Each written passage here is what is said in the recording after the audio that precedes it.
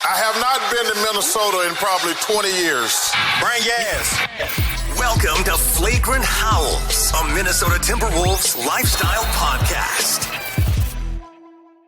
Yes, and we are just a few days away from Timberwolves Media Day.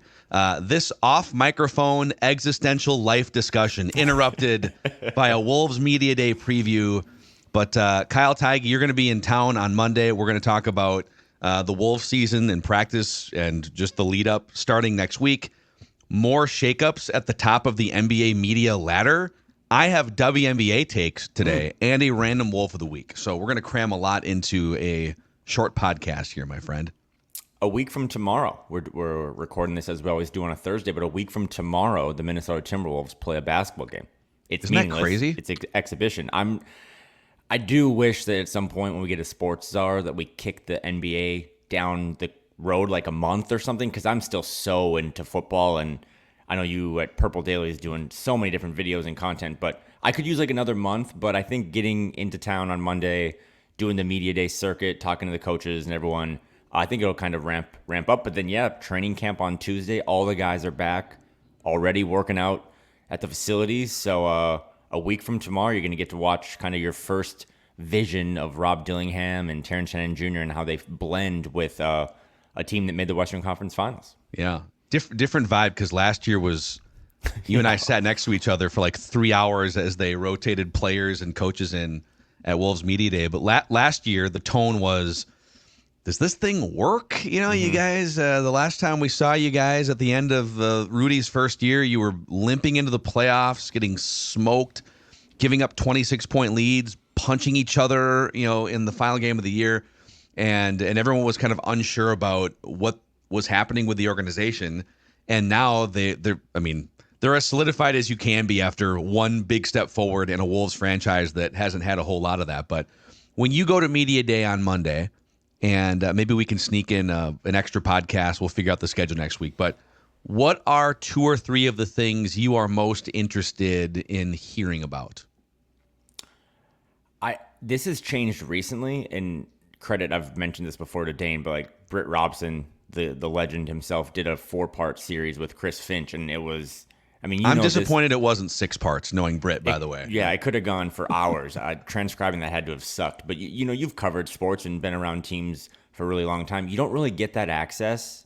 That's just kind of what blows my mind, is to get a coach on the record for 70 minutes just kind of telling you exactly what he thinks is pretty rare. So that was such a great piece of content for Timberwolves fans. But between that and then just talking to people that are at the facility every day watching these guys work out, my number one thing I want to just ask or feel out next week is there does seem to be like this championship or bust theme that all the players and coaches are like buying into. And talk to me here. You're a Minnesota sports fan and you've been around. Like, that's crazy. Like you said, a year ago, it was like, can we even make this thing work? To now pivot to, I wonder if all these guys getting that monkey off the back of not ever advancing in the playoffs or not, a lot of these guys, the Western Conference Finals was the furthest they've ever made it in any level of basketball. Are they all aligned that, like Ant said in that video, if we all play above our ages, the league's in trouble? Because it makes sense to think that, but if they actually buy into that mentality and are even more cohesive and aligned in one goal, that's crazy. Because, the pessimistic side of being a Timberwolves fan is just like, okay, they had a good year, and now they're going to regress, so they're going to mix in some youth, and they're going to stumble. And I know I've said that a couple times, but if they really are thinking like, hey, we have a sour taste in our mouth from that Mavericks series, we should have represented the West in the finals, that's going to be crazy. And that kind of opens up a ceiling that maybe I hadn't thought of before. So just to be clear, you're saying, so the buzz with the Timberwolves, championship or bust, you're saying it's crazy, kind of like, wow, can't believe we're here? Or are you saying it's crazy that that's the expectation? Oh, no. It's crazy that we're here. It's crazy that, like every September I go to Media Day, and I've had some nice little viral videos of like asking Austin Rivers his favorite Mighty Ducks movie, because it's like, that's all we have to talk about is this team is bad. And now it's like... Can I plant a question with you? Yeah, absolutely. I want you to ask someone what their favorite Toy Story movie is. Okay, I can do that. Leonard Miller might be the best person to ask that, but Okay. I can drop. If you have other questions that you want asked at Media Day, this isn't going to surprise anyone listening, but I typically let the basketball people ask the basketball questions, and then it slows down, and then I start mixing in like, hey, what's your favorite seafood spot in downtown Minneapolis? So yeah, I will ask about Toy Story. What's your favorite Toy Story movie? Toy Story 3 is the one that evokes the most emotion for me. It's the one that I pretty much well up every single time to certain scenes. Have you seen Toy Story 3? I've seen all the Toy Stories. Toy Story is up there in the pantheon of good movies. So there's the one scene where all the toys are in some sort of like garbage incinerator, and I'm going to get emotional talking about this. The toys think that they're going to die, and so they all start holding hands as they go over this like burning cliff of garbage, looking at each other as if like it's been a good run. Love you guys. And the toys they're probably not ending Toy Story 3 with like killing off all the toys. But that one gets me. But then later on, when Andy brings his box of toys to like the neighbor gal, and he's like giving away his beloved childhood toys, and the music that's playing and the emotions, and you start to think about, I sound like a psychopath right now, but you start to think about the toys that you grew up with in your childhood and how time passes and all those things. Toy Story 3, man, really tugs at the heartstrings. We should just, Ross, write this down for next year if I'm still employed. We should just compare like the Timberwolves roster to Toy Story characters. But Toy Story 3, I like that. Toy Story 3, was that the first Toy Story where they introduced that purple bear who's like kind of evil, but then I think he becomes good? You know what I mean? Yes, I think you're right. I'll do a deep dive on this. We'll get some research. Are we up to 5? I think they're making Toy Story 5, right? It takes them like 6 years to make a Toy Story. It takes them forever. All the animation and different things. They must have introduced a new main character, right? Because what's his face isn't still playing with toys. Maybe he's got kids. Well, no. Well, Andy, I don't. Yeah, but like Woody, I think Woody is still around, right? Like the actual toys. Buzz. This is the best Timberwolves podcast on the planet, by the way. We're 5 minutes into Toy Story talk. But yeah, I will definitely ask that and see if I can. So championship or bust is the theme here.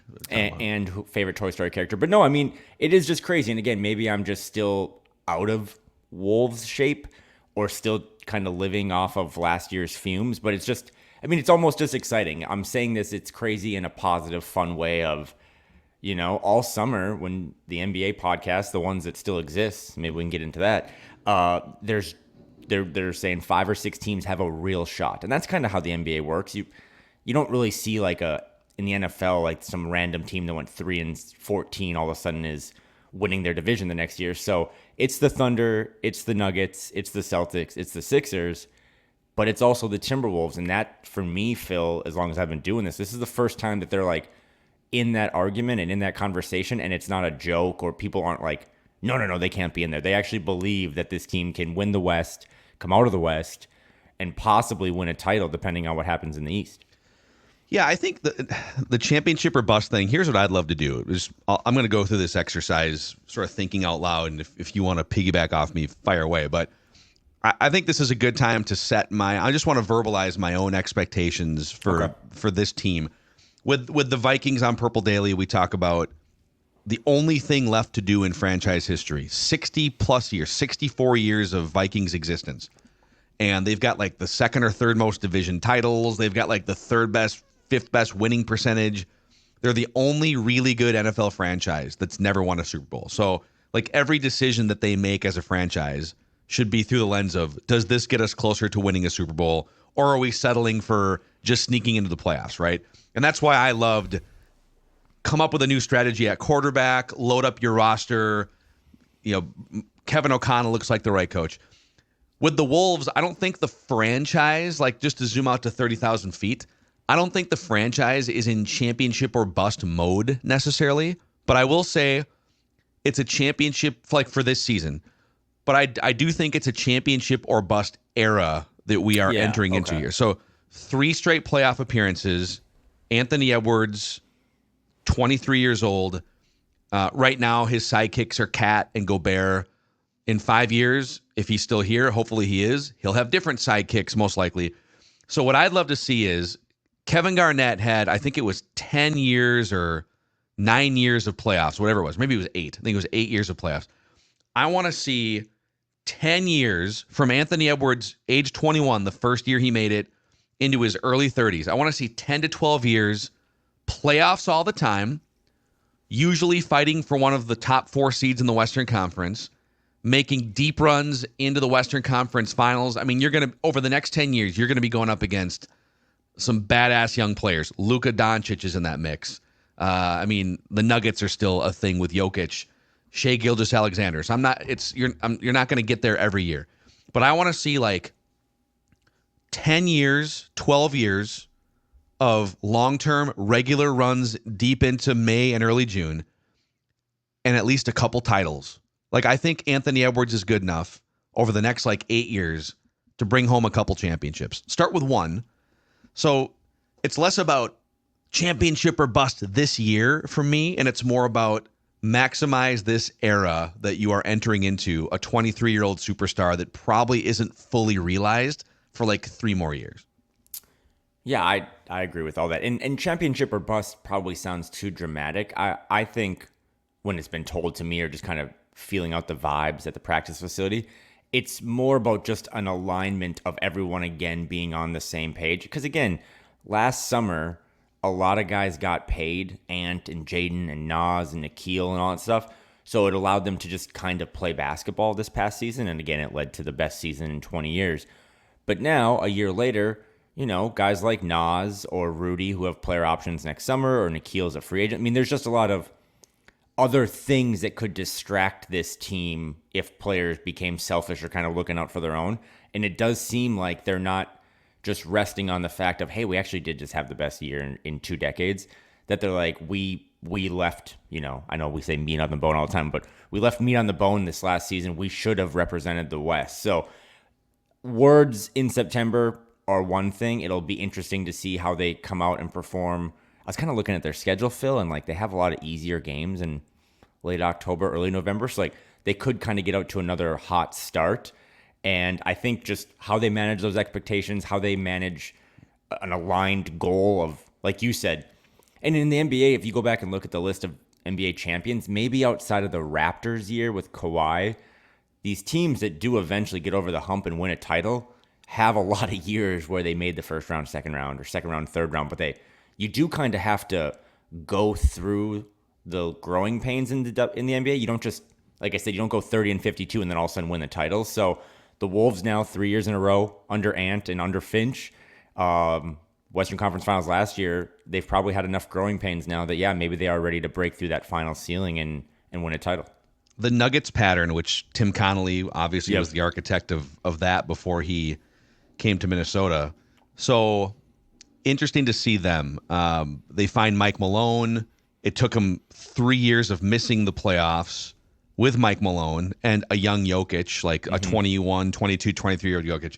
So the first year they made the playoffs with Jokic, he was 22 or 23. So they go to the second round in their first playoff tilt. The Wolves got bounced in the first round 2 years. Then they make the Western Conference Finals when Jokic was 24. So, okay, here we go. We got the coach, we got the superstar, and we're building this thing. Conference Finals. Next step, here we go, right? Then in 2020-21, they get bounced in the second round. Then they get bounced in the first round of 21-22. But they stay patient. They don't fire Malone. They don't try to nuke the roster or anything. They put a couple different pieces around, and they win the championship in 2022-23. Actually, Tim Connolly left the organization, going into that season. But I'm just saying, it's not always a perfect linear progression. Yeah. Yes, I do think this team can win the championship this year. They're not favorites. They're 5th or 6th on most odds lists. But it might not be that it's a linear progression. Conference finals, now they break through, get to the finals. Maybe they lose in the finals, then they win, right? It might be that they are, like I said, they're in the mix, fighting near the top of the Western Conference 8 different times over the next, however many, I guess, 8 or 9 years. So I think it's just fun to be talking about a really good basketball team with one of the best young players in the league. I do expect them to win a championship with Anthony Edwards at some point here. I'm not demanding that it's this season or people be held accountable. That's kind of where I'm at with this team. Just want to lay Yeah, that and- out there and- before the season starts. And the only wrinkle that it's not even a pushback at your belief, because I believe too that if you told me that Anthony Edwards was going to play his whole career with the Minnesota Timberwolves, I would say, well, then my expectation is that they won at least one title. If he's as good as we've been following along for these first 4 years, there's no reason that he doesn't add his name to the list of NBA champions. So, but for the Wolves, this window, the only thing I push back on a window is that this whole thing could look a lot different 12 months from now. Like with contracts, again, Naz Reid has a player option. Rudy Gobert has a player option. You probably lose Nikhil. You have to integrate maybe finally some of the younger guys like a Jalen Clark or Leonard Miller. Where's Tim Conley? Who owns the team? All that stuff. So That's true. That Yeah, might be that's- part of the bust mentality of, and that's great. I think for a fan, or if you cover the team, of like, these guys are ready to go and they are ready to build off of, how they exited May 31st, 2024. So yeah, I think if this is, to call this the last dance is going to make people puke, but if this is the Timberwolves version of their last dance right now, to be like, hey, we got to see how far we can take this thing before maybe the financial constraints force us to pivot into a smaller team, a faster team, whatever. It's going to be really exciting. And again, it does all kick off on Monday. Despite a lot of the lame media day quotes, you do always come away from media day kind of getting a good vibe of the team. And we'll get to talk to Tim Conley and Chris Finch too. So I'm excited, man. I'm excited to get this thing rolling. I'm excited to see what they look like in the preseason, because Dane Moore and I talked about this last night, but I think there's still a lot of questions that have to be answered, and we might not get all those answers in October, but we got to figure out who's going to be the backup point guard. We got to figure out what this rotation is going to look like. Is it going to be 8, 9, maybe 10? And how do they play without Kyle Anderson, who, despite his offensive flaws, was a big connector for that team on the defensive end. Yeah. So Kyle will be there on Monday asking tough questions about Toy Story and Mighty Ducks movies. It'll be very exciting. Just going through my list of things I wanted to sling takes at you on the show today. I got a couple WNBA things. So the Lynx, Yep. the Lynx sweep last night. They finish off a 3-game series. They might have finished off Diana Taurasi's career. I think she's kind of, for the first time, like really wavering as to whether she's going to play again. Nafisa Collier ties a WNBA playoff record with 42 points in that game last night. She was second in MVP voting. And it's got me thinking a little bit. I mean, she needs to win a championship or two to be put in a certain conversation about best players in Lynx history. But when you start to look at a list of who are the best players in Lynx history, Maya Moore, Sylvia Fowles, Lindsay Whalen, Simone Augustus, Katie Smith as an OG, like way back in the day, late 90s, early 2000s. Nafisa Collier, however, in Lynx history, is third in scoring average, third in rebounding average, second in blocks per game, and seventh in total win shares at the age of 27. She's on pace next year to pass Lindsay Whalen in career Lynx win shares on the analytical side. So I mean, they won those 4 championships, staggered every other year from 2011 through, I think, 2017. Mm-hmm. It's been a little bit of a down period, and now they've rebuilt this roster, and Nafisa Collier is one of the best players in the league that barely anyone talks about, because Caitlin Clark and Asia Wilson, right? But B, if she is the central figure on a championship team, and maybe they rattle off a couple of them here in the next, 3 years, she's like approaching a discussion about one of the small handful of best players in a storied franchise history. I mean, she's probably just a title away from having her jersey hanging up there with all those other legends, right? I mean, the Target Center is littered with a lot of jerseys retired, and most of them are Minnesota Lynx, and deservedly so. I've said this before, but like the Lynx were my first kind of segue into professional sports when I got to work for them for a summer. Of course, it was one of those off summers. So no cool little ring for this guy. But, I mean, I remember those days, too, just like watching that team with Rebecca Brunson or Lindsay Whalen. Maya Moore at that time was kind of the GOAT of the league. So that period of time is real dynasty stuff. I mean, you win that many titles in that short period of time, you're a dynasty. But then to see them kind of reinvent themselves, and yeah, you always are going to have some lean years. I mean, you think of like a Golden State, but it's all the same people making the decisions, right? Like it's always been Cheryl kind of at the helm and that front office. And Obviously, the players come and go, but it's been incredible. The WNBA has never been more popular, and that's well deserved. I mean, even out here in Portland now, it was announced this week that they're getting their own WNBA team, so that league continues to grow. But I still think the Aces, for my money, are the favorites. I'm sure they're actually the favorites in the betting world, but I don't see any reason why we can't keep talking about this Lynx team for the next couple of weeks and why they can't just keep on a run. I know they play Connecticut now, but that team really has an identity too, right? Like, you watch them play, and obviously they have a star in Fee, but they are tough as nails playing defense, and then they really embrace modern day basketball and let it rip from the outside. So it's just a really, really awesome time also to just be a Minnesota basketball fan, right? Like, not only are the Wolves finally breaking through and good, but the Lynx are kind of back to their old ways. So I know there's a documentary going out that maybe we can talk about one day, but I think Minnesota is, despite the 10,000 lakes and the ponds and all the hockey sticks, like, Minnesota is a basketball state, and I think that's really, really cool. Yeah, it is. And so, by the way, in terms of sort of what's on the line historically here, and they're not the favorite, they are the 2 seed, but I think you're right. I mean, whoever comes out of the Liberty Aces series is going to be a problem, and Connecticut is a problem. So there's 4 teams left. Yeah. You got the top 4 seeds. If you're just kind of jumping in, the semifinal round starts game 1 on September 29th for both series. So they got a couple days off. But the Lynx are currently tied with the Seattle Storm and the now defunct Houston Comets, the first dynasty of the WNBA back in the late 90s, with 4 championships. So if they get through this and they win the championship, they will be alone at the top of the WNBA championship list. And same for Cheryl Reeve. So she's tied with Van Chancellor with 4 WNBA titles. Van Chancellor was the original coach of the Houston Comets. By the way, different league, talent, and it's just a much more competitive league now than it was 25 years ago, which leads me into my next WNBA take here. So Caitlin Clark's whirlwind basketball year came to an end last night. She put up a bunch of big numbers, but it was not enough against Connecticut. And if you start to look at her impact, and other young players too, but like, she clearly brought a huge new fan base when you look at some of the data and where this thing is headed for the WNBA. It feels a lot, and you and I weren't alive for this, but the NBA was founded in the late 1940s, and it took like 3 decades. It really, and the WNBA is kind of at that point where they're like almost 30 years in. It took the NBA into the late, like 1979-80 when Bird and Magic came in. And all of a sudden now you've got these wildly popular college players that jump in. They add a jolt to a league that's about 3 decades in.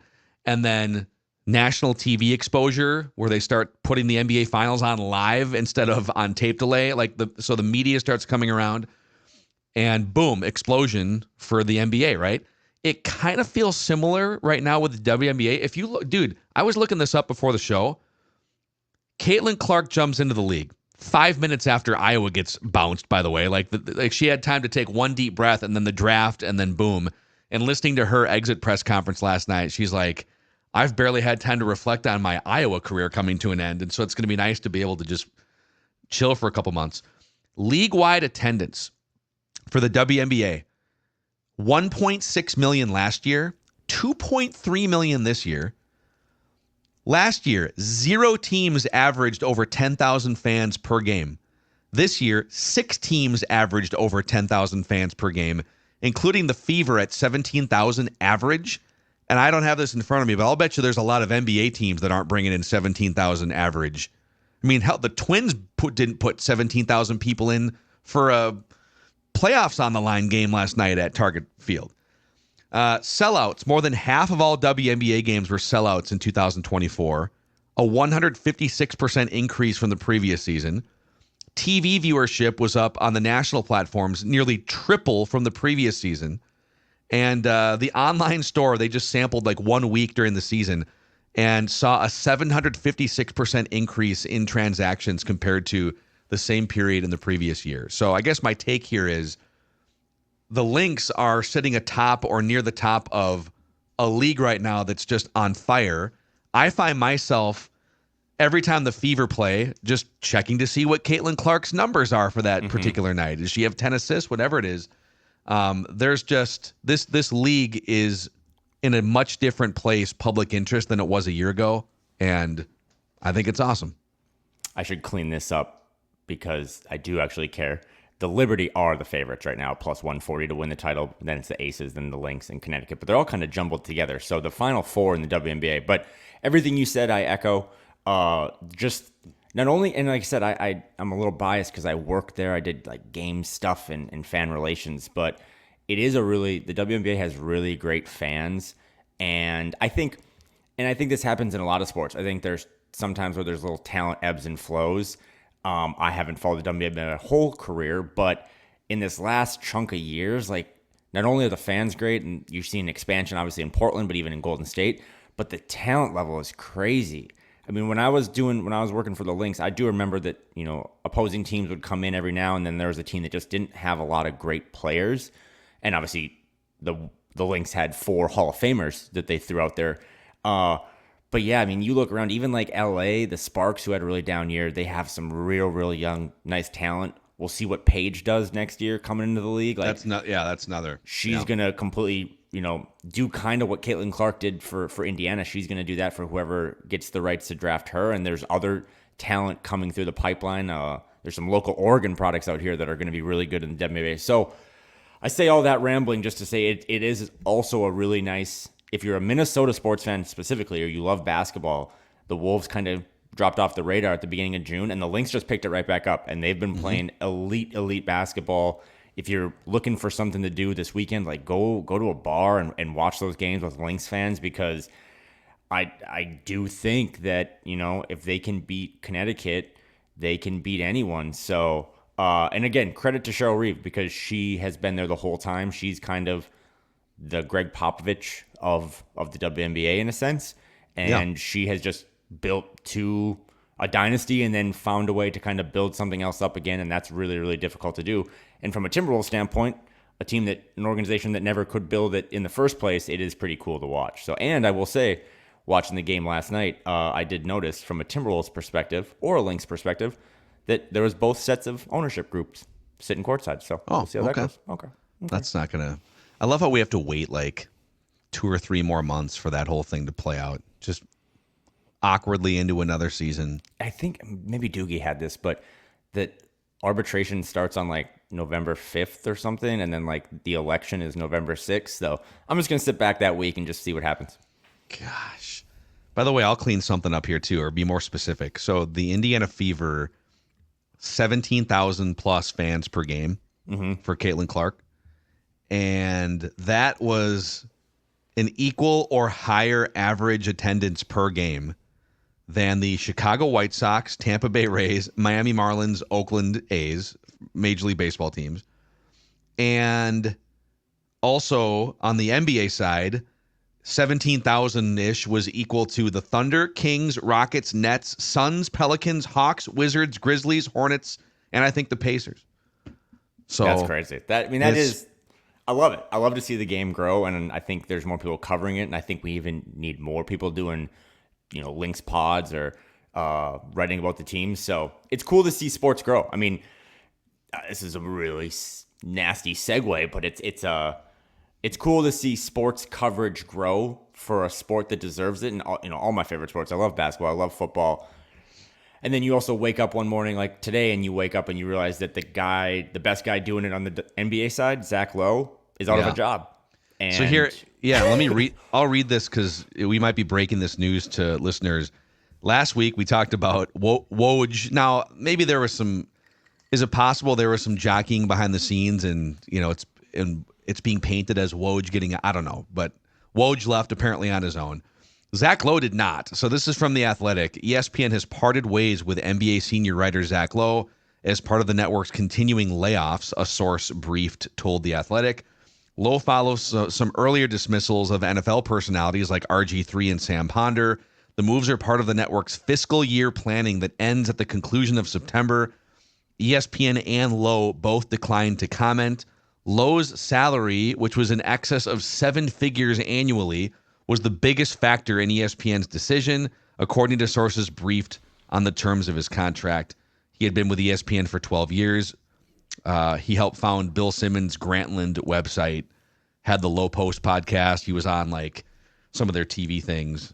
So now ESPN goes into the season here. No Woj, no Zach Lowe.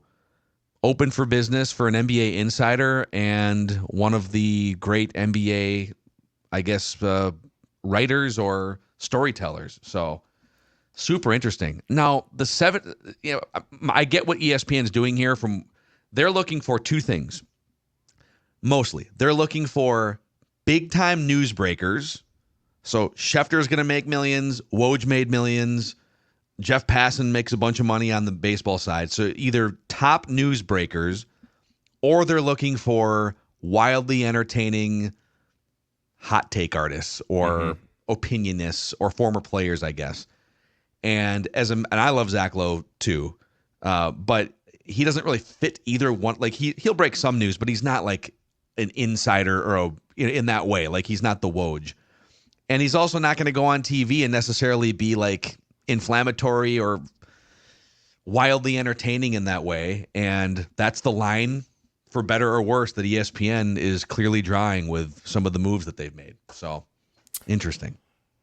I promise if you don't like this type of content that Media Day starts on Monday and then next week there's some games. So we will transition back into regular season mode. But I think this is a good offseason topic and it's something you and I talk about. And I also know that offline, we do everything we can. If people ever say, how do I get to do what you do? Or how do I get into the industry? You were pretty like worked up about the Woj news last week. I would say in my circle of friends that the Zach Lowe news was way bigger because I think Woj kind of got to call his own shot and just, it made sense, right? He's like, I have this opportunity to basically GM a college basketball team, a program that means so much to me. Like, I've done this long enough now, I'm going to go do that.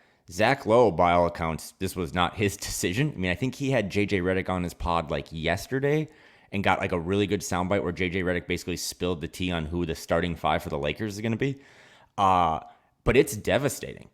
And if you are one of those, if you're a young person that's trying to get into this industry, I've always been like, shoot your shot, get reps, like believe in yourself. I still subscribe to some of that, but a move like this actually just makes me think the next time someone hits me up just to be like, hey, don't do it.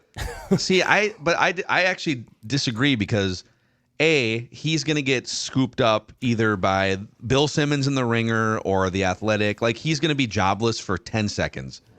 Or what he might do is just start I don't know if he like owns the Low Post podcast feed or if ESPN is going to just like flush that or transition it. But like, the beauty of today's media world, like if this would have happened 15 years ago, he might never, like, dude, I saw there was a clip from, what was it? It was a news clip from one of the San Francisco Bay Area like local newscasts, and they were ranting about the Oakland A's owner putting out a statement. Yeah. And it was the guy doing the rant was Larry Beal.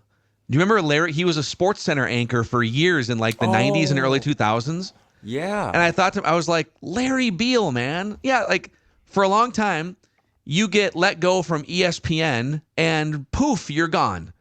And you might land in local TV somewhere or whatever.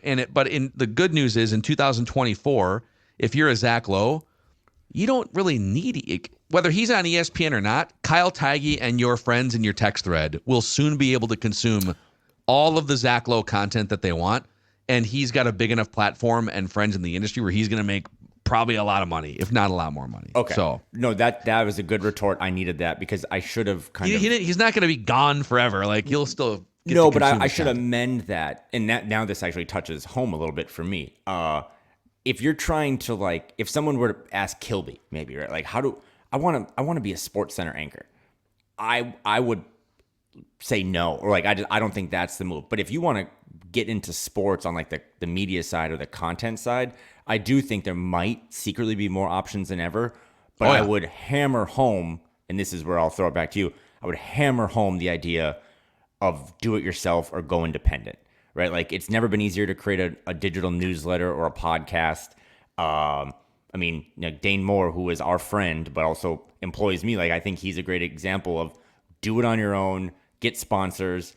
I think if you want to cover sports, there's still plenty of opportunities just in general, but it is becoming dicier and dicier if you want to cover sports and make money, because if, I mean, it's a PR move to say, his 7-figure salary is a financial decision that ESPN decided. You think? Yeah, I don't think Zach Lowe leaked that one. It's or maybe he did. I don't know. A little behind the scenes here, but every night before I go to bed, I watch like 30 minutes of TikTok, which is probably why I have the worst dreams ever. But I literally last night was watching a TikTok where it was an interview with Stephen A. Smith, and he was basically like, "Yeah, I'm asking for $100 million from ESPN." Yeah, and it's like, okay, so and he can, but it's just like so Zach Lowe can't get a fraction of that to do really. I mean, again, to the TV stuff you said, that's all true, but then I think about on the football side on ESPN, like they just brought in Ben Solak, who I think does an amazing job, like you do in the trenches, like breaking down football and like educating me. And this is a bigger picture and a rant for over a glass of wine. But if we're getting away from like learning and all we're going to do is just try to rile people up, I'm out. Like that does not, I know we get a little hot here, but that is not the type of coverage I'm looking to subscribe to, especially as ESPN just raised the prices for their product yesterday. So good time. Let's see. The thing is, like ESPN, this is I have so many takes on this, but let it rip. And we have a random wolf of the week we're going to get to in a second here. But ESPN is a mass media property that's looking to hit the widest possible audiences. It's a Disney property, and they need to hit certain viewership numbers and revenue numbers. And in terms of like mass audience, big opinions, big recognizable former players, and just like the Stephen A's and Randy Moss on Sunday NFL Countdown. Do I think Randy Moss is the best NFL analyst, that like one of the 4 best NFL analysts to? No, like, but Randy Moss is entertaining, and Randy Moss is theatrical, and they can do You Got Mossed, and it's like it's a mass audience product, right? JJ Redick kind of nailed this. JJ Redick, before he took that Lakers job, he went on a rant. I think it was on Stephen A's First Take about how he's like, I could sit here and on my YouTube channel, Stephen A., I love to do X's and O's breakdowns. And I find that to be the most fascinating, valuable content, but the analytics would show otherwise. When I put out a breakdown of how this team is dissecting this team and an inside look behind the curtain at like how NBA players view the film, it gets 25,000 views. But when I put out a video ripping a coach or calling someone, for someone's head, it gets 1 million views.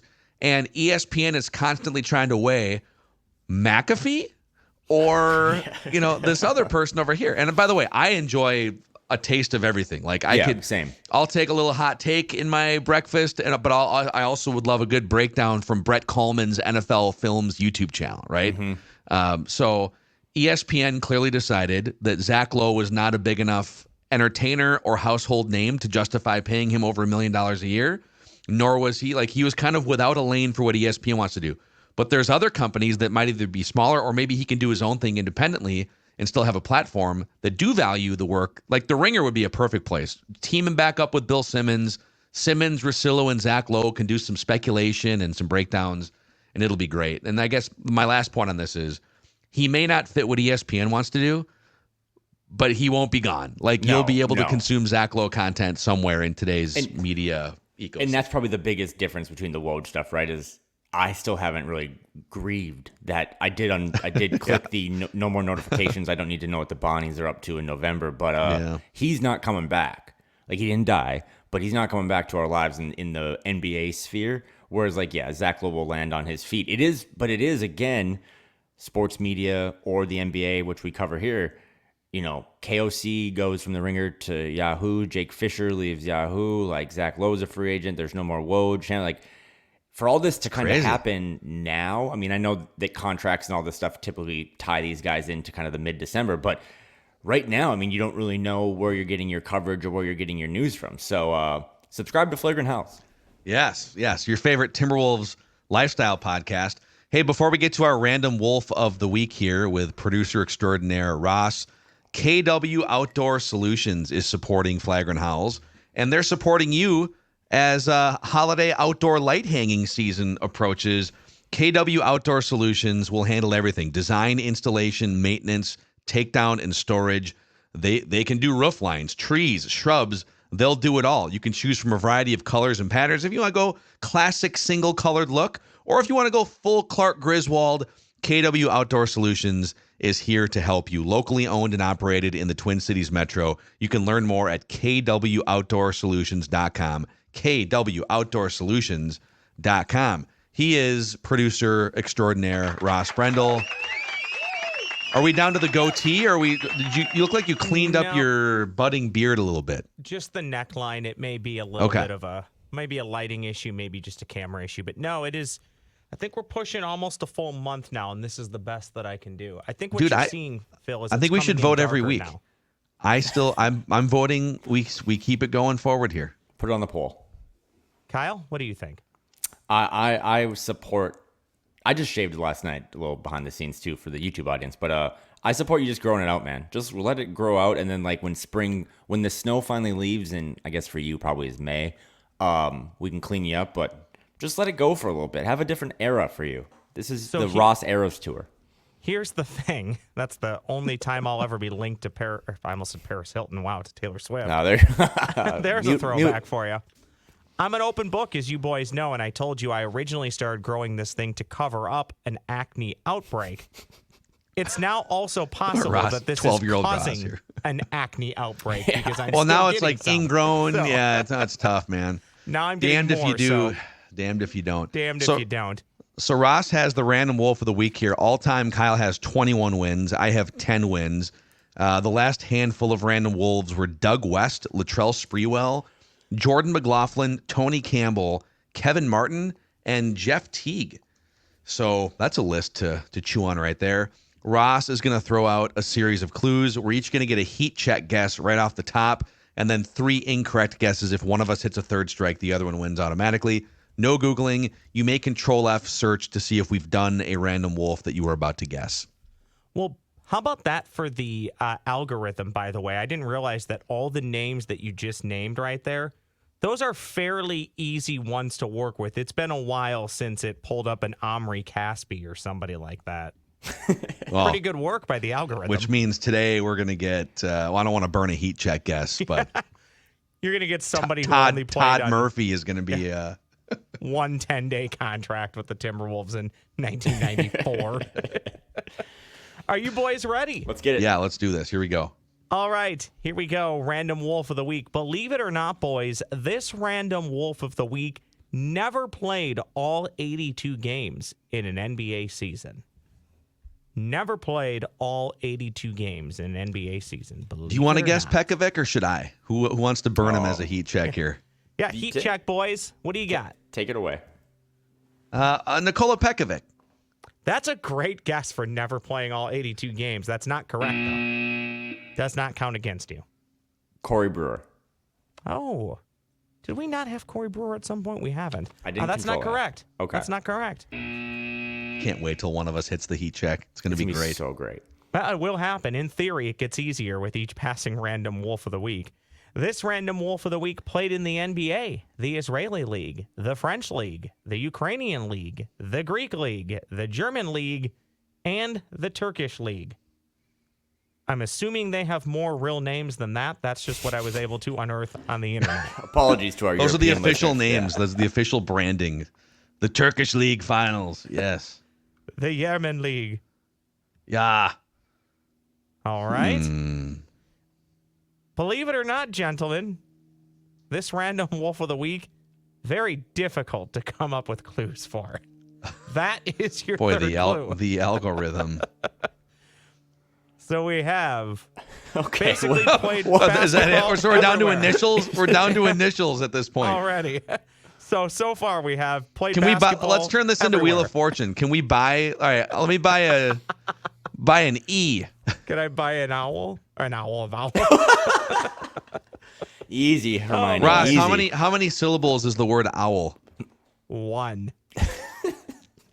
I really wish there was. What a about vowel? joke. I think vowel is 2, right? Ooh. Vowel or vowel? Vowel. I think it's vowel. I think it's 2. I'm going to leave that up to you. So never played in all 82 games. Played everywhere. Very difficult to come up with clues for. Here's your 4th one. This random wolf of the week may not have mastered basketball, but he was born in the home of the Masters, Augusta, Georgia. You're absolutely cooking with this one. Random Wolf of the Week, a tradition unlike any other on Flagrant Howls, a Minnesota Timberwolves lifestyle podcast. So this is super random. This is capturing the spirit of Random Wolf of the Week here. This Random Wolf of the Week as a point guard shot just 71% from the free throw line in the NBA. I mean, that's not for a point guard. That's pretty bad, I guess. Point You guard, gotta shoot better for a point guard, right? Point guard. This Random Wolf of the Week was a first-round draft pick in the NBA. Wow. This Random Wolf of the Week was the 14th overall pick of that draft. But hard to come up with clues, huh? Using air quotes here, I think I know. I think I might have a guess. I thought he was 14th overall. this Random Wolf of the Week earned just $3.9 million in the NBA. I'm not going to get this. I might just give it to Phil, but I will say, because I remember the Masters thing, he was at Augusta one year.